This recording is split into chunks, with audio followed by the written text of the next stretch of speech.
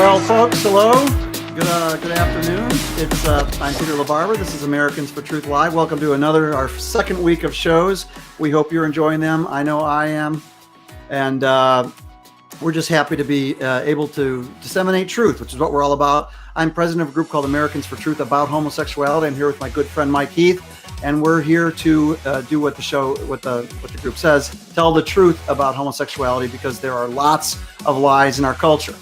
And Mike, we've got a correction. We've got some fake news to correct. First of all, we accidentally, and I stress accidentally, reported that President Trump was actually at the March for Life on Friday.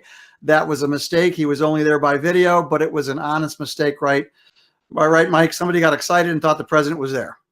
Yeah, Pete, I had a firsthand guy who was at the rally. I wasn't at the rally. I was kind of walking in on my phone, and there was a lot of excitement. And isn't it great to have a president in the White House who is pro-life, and a Vice President Pence who was actually at the rally? And from where that witness was standing in the rally, he couldn't see the stage. He could see the Jumbotron. He concluded wrongly that the president was speaking from the dais, and that it was being projected on the Jumbotron. So my apologies, Peter. I know I know you're the professional trained journalist who wants to get all of his, wants to hit the nail on the head. And well, that's okay. My apologies. It's an innocent mistake, but you know what? It's really not an important one, in that President Trump has really been, I think he has become probably the most pro-life president we've ever had. I mean, he's right up there with Ronald Reagan, the Gipper.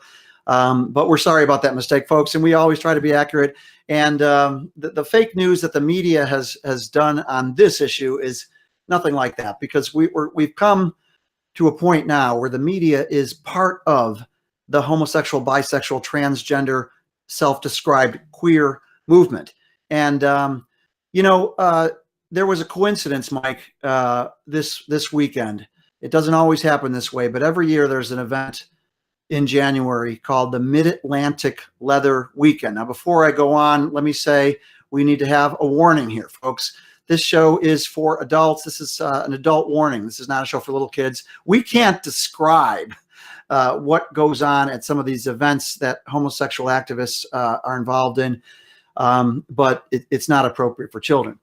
But on the same weekend where the march, people came by the tens of thousands. Mike, you said there was easily over 100,000 people there. One of the biggest rallies we've ever seen for life on the nation's capital. This happens every year. On that same weekend where you had over 100,000 people, I don't know what the total number is. The liberals usually underestimate it, and the media hardly covers it. But the secular media, anyway.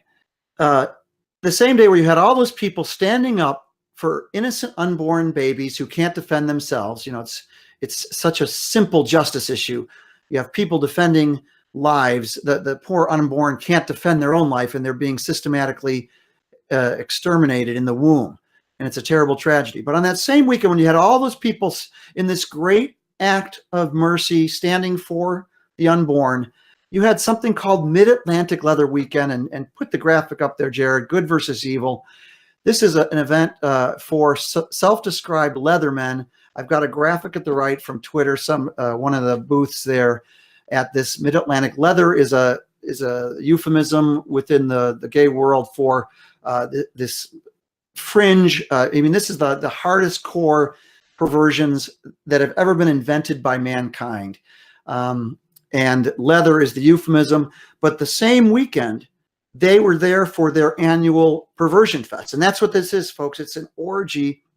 It's inconceivable, the evil. All I can say is, if I started telling you about it in detail, you would sort of have a lot of negative feelings for me just hearing about it. I'll give you one example, okay?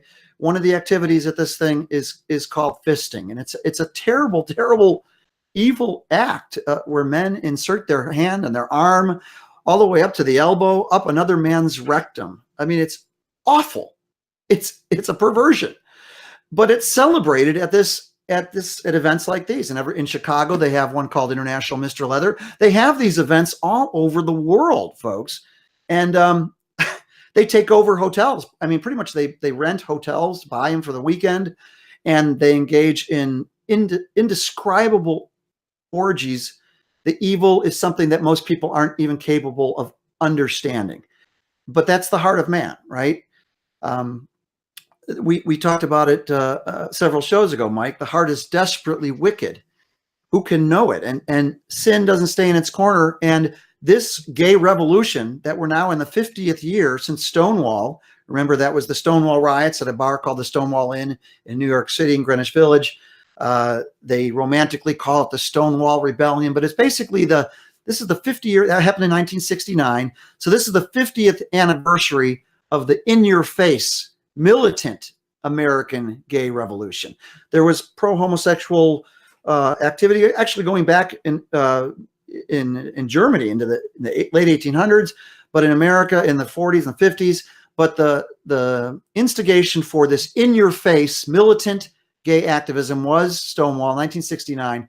We're in the 50th year, and these activities we're talking about, for example, this leather orgy that took over this. Jared, if you could look up the hotel in DC that it was at. But these swank hotels, they take them over and they basically use them for their orgiastic activities, and it's just disgusting. It's revolting, but it's part of that gay revolution, Mike. It's these, the bathhouses, the disgusting activities, the disease spreading activities are part. You have to. That is also part of the gay revolution that the media never talks about. Well, not just the media, Peter, but when was the last time, as an illustration in a sermon or as part of a discussion in an adult Sunday school class or anywhere in a Bible study at a church, did you discuss this? Did this come up as an example of the debauchery, the low level of debauchery to which the West has fallen, particularly the United States, because the United States is using taxpayer money to push the idea that this is all morally neutral behavior on other countries at the point of a gun, basically, because we're the most militarily powerful country in the world. We come into these less powerful countries through our State Department, and we force this notion of sex outside of marriage being a moral equal to sex inside of marriage. We force this on the whole world, and the fruit of that is what you're describing, Peter, and we never hear about it. Because not even within the church. Well, yeah, because it's ultimately sin, just won't stay in its corner. And it was the Hyatt Regency Capitol. Is that what it was, Jared? Hyatt Regency Washington on Capitol Hill is where this particular event. And again, all I can say is there's no greater illustration of the reality that we're in, of a battle between good and evil, than these two gatherings in Washington, D.C. And, I've been thinking a lot about the Stonewall riots and this 50th anniversary of Stonewall. And, this movement advanced by deception. Today I was reading a book called Gay Power, the American Revolution, by a guy named David Eisenbach. And I was reading about how it came about that the American Psychiatric Association, the APA, ended up destigmatizing homosexuality as a mental disorder. And it's remarkable how political it was, the subterfuge. And they did these things called zaps, where they would, remember, after Stonewall was 69, this is in the midst of the gay revolutionary movement, this radical in-your-face activism. And because they thought it was wrong to regard homosexuality as a mental disorder, as a sickness, they did these zaps, and they basically intimidated the APA into changing the definition, and it was very political. They used all sorts of trickery. They zapped these psychiatrists, and they bullied them, essentially. It was a bullying movement, a political movement, and it succeeded. And once they got that designation removed so that it was no longer, and this is 1973, homosexuality was removed from the list of mental disorders, they used that to advance more gay power. And in fact, let me read a quote from one of the architects of that. His name is Charles Silverstein. His book is called For the Ferryman, and he was an openly gay. He was in the process of becoming a psychiatrist, and he was secretly a member of the Gay Activist Alliance, a homosexual activist group, but he was active within the APA pushing this change. And here's what I'm going to read it right out of the book because it's remarkable. And this is something nobody really focuses on, nobody really knows. It's just sort of, what happens is people say, well, homosexuality is not listed as a mental disorder. And I'm not saying I really, Mike, I'm not saying that's the way. I mean, I really view that homosexuality as bad behavior. I don't, mental disorder, I don't know how you want to describe it, but the point is they knew that that was something that was hurting their movement, and they went about changing it using very deceptive tactics. And here's what Charles Silverstein wrote. He was an insider, an activist, a secret activist, because it wasn't always known when the media was covering it that he was a member of this gay activist group. Here's what he writes. He said, "But how did we create the fertile soil in which to bring about this momentous change?" The change being changing the designation of homosexuality as a mental disorder. He says, quote, "It was the result of the radical gay politics of the early 1970s and its effect upon social change. The emotional reaction of the psychiatrists to our activities, our being the gay activists, the homosexual activists, put the power of social change into the hands of gay liberationists. We were the ones who manipulated conflict and dissension according to our own schedule, and we were the ones with whom they had to negotiate, they being the psychiatrists. If one group of professionals or civic leaders refused to negotiate with us, another would, raising dissension between them. In the end, step by step, our demands would be met." And, it's just remarkable because even this gay writer, David Eisenbach, admits that the change was made through politics. And then what happened was the conservative psychiatrist said, hey, wait a minute, there was a vote and it was orchestrated and they changed the designation. And the conservative psychiatrist said, hey, wait a minute, this was decided by a small cabal. It wasn't, psychiatrists don't agree with this. And so they had a vote by the whole membership of the APA. And they had a vote on this issue, an appeal, basically an attempt to appeal this removal of homosexuality as a mental disorder. When they had the vote, a group called the National Gay Task Force, which is the predecessor to the National Gay and Lesbian Task Force of today, and now they've added queer to their name. But they said, wait a minute, this vote, we've got to influence this vote. What they did was they secretly funded a direct mail letter to all the psychiatrists, all the members of APA, spent thousands of dollars, and they secretly lobbied. Nobody knew the letter was funded by and mailed by the National Gay Task Force, but it was done secretly. Even the writer of this book quotes people saying, look, if anybody had known it was funded, this lobbying effort was funded by the Gay Task Force, they would have, it would have sunk the vote. But they did it secretly, and the vote lost. And I think it was 58% of the people who voted. Not a large portion did not even vote. This whole thing was a joke, and even one of the gay activists of the age, his name is Ron Gold. He was a sort of a media gay activist. He passed away, I think, in 2017. Ron Gold, his name was. He was a gay activist involved in all these efforts, and he said, "quote the science of psychiatry is a joke." And so, if you're ever told that people cite science as to why homosexuality is normal, etc., it's all manipulated. This is one of the greatest scams that's ever been perpetrated on the American public. And reading this as a Christian, this morning, I was just thinking, Mike, they have their revolution. What we need is a righteous revolution of our own, a righteous revolution. And this revolution is also a revolution of values. America has gone, it's not just the gays, of course. That's just one part. You watch a movie, you look at the movies on Netflix, you look at any number of cultural indicators. We are a culture in deep moral decline. We're becoming post-Christian. There's increasingly a huge percentage of Americans now who don't identify by any religious denomination. We are a culture in decline because we push God to the curb. And so what we need is a righteous revolution. If you're a young person watching this, the best thing you can do is, if you're a young man, find a good woman, get married, then have sex. Don't have sex before marriage. Do it God's way. If you're a woman, don't give up your honor to some guy.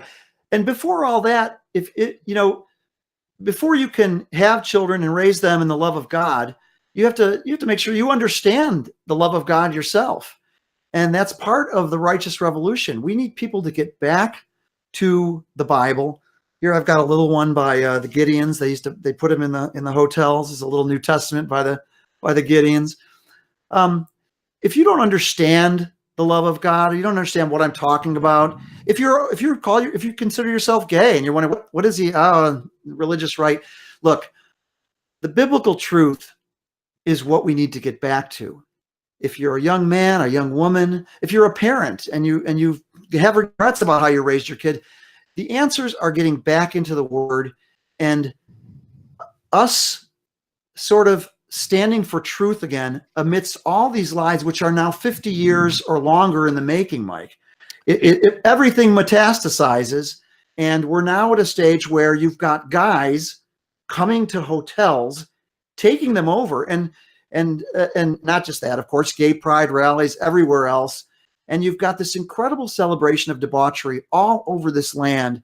And we need to get back to the truth. And that's the righteous revolution that we need to counter this revolution and some of the secular revolutions that have made America a much less godly place than it once was. One of my favorite ideas, Peter, in all of anywhere, I think it's in Isaiah. Come, let us reason together. It's a wonderful invitation. It's found in the Bible, and it's not an invitation to come and watch a football game or watch a drama or anything else. It's come, let us, so more than one mind, more than one person, reason together, think together, and then combine that with John 1:1, where the logos, the word logos, Greek word logos, which is translated into the English as word, is connected with a person who is God, named Jesus. These are profound and personal and wonderful ideas that you'll think about for a whole lifetime. And this is what I love about your show, Peter, and about you, is you're inviting us today in today's show and in every show and on your website every day when you do a post to come to you. To what end?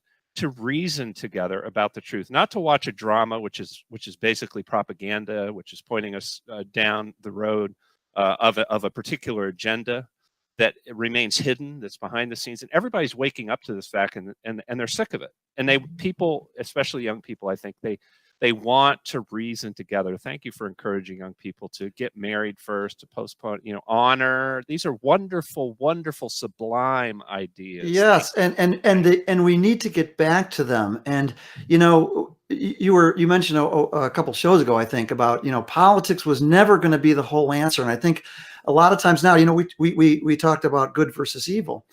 The reason there's such a strong pro-life movement and such a weak movement against homosexuality is there's a lot of power now between the life idea. That's probably mainly due to the Catholic Church, which has made this one of its main issues, but Christians all over the land. And it also, I think it needs to be said, it's easier right now in our culture, much easier to be pro-life than it is even to stand just for natural marriage, which is not the whole fight on the gay issue, but just to stand for marriage between a man and a woman. And, but I know that there are people out there who don't, when they see what's going on, and then when they see that they've actually been manipulated, and there is no issue in all the issues where the manipulation has been more great than on this homosexuality issue, because there came a time when, it used to be a few decades ago, Mike, when I first started this, Americans for Truth was started in the early 90s. The reporters would say, hey, we're talking to Joe gay activist. We got to talk to Mike Heath. We got to talk to Pete LaBarbera. We got to talk to whatever. Now those calls aren't made. And Jared, before I pull up the Mike Pence item in the Washington Post. Now that's a column. The abhorrent, that one. You got a Washington Post writer now who named Melissa Rosenberg, I think her name is, who basically says that Karen Pence, who's being vilified for teaching at a Christian school in Springfield, Virginia, because the school upholds those biblical values we're talking about, which are politically incorrect. And pull it down a little bit, Jared, in the first part of the story. And she says that Karen Pence's views are abhorrent. She says, I would never want to work for an organization that made me take a pledge, because this is the Christian school. They ask that the teachers uphold the same biblical values that they want to teach to children. That I would never, she says, this is Alyssa Rosenberg, Washington Post columnist, I would never work for an organization that made me take a pledge to avoid, quote, moral misconduct, including heterosexual activity outside of marriage, homosexual or lesbian activity, polygamy, transgender identity, or any other violation of the unique roles of male and female. That's what the Bible teaches, folks. And you know the reason these Christian schools have to have these charters is because they're all going to be sued by gay activists someday. We know that's coming. And they're standing on the First Amendment right of government not to impose, not to impede upon the working out of people's religious beliefs. And so 50 years ago, or 45 years ago now, homosexual activists tricked the APA into, they manipulated things. They used these bully tactics called zaps and other things to bully these poor psychiatrists, who were no match for these activists, and they got them to flip this description of homosexuality as a mental disorder. Look at where we are 45 years later.